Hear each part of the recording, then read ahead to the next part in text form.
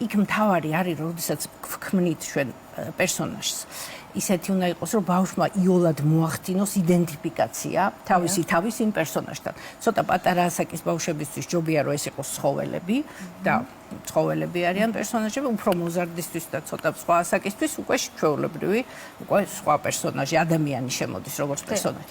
და ზუსტად ისე აგებული ზღაპარი, რომ ბავშვი იოლად აკეთებს მთავარ გმირთან იდენტიფიკაციას და რაც ემართება იმ რა ტრანსფორმაციაც ხდება მთავარ გმირთან, რასაც ცვლის ის თავის თავში, ის მესიჯები მიდის ბავშვთანაც და ახეთ არ აქვს მნიშვნელობა, ეს იგულისხმება. კი ბატონო, როგორც წესი ბავშვს ერთი წაკითხვა არ ყოფნის, საერთოდ რიტუალები ხო უყვართ ბავშვებს და აუცილებელიც არის.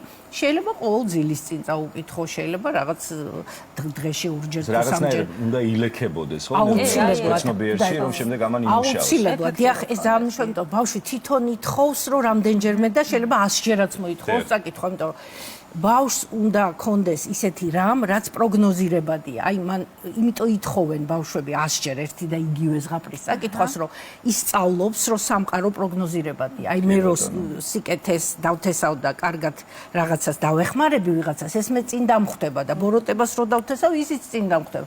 მაგრამ ეს უნდა გაიმეორო ბევრჯერ, რომ შეიცნოს ბავშვმა სამყარო და ძირითადად ზღაპრებით შეიცნობს სამყაროს და თამაშით. ძალიან მნიშვნელოვანია.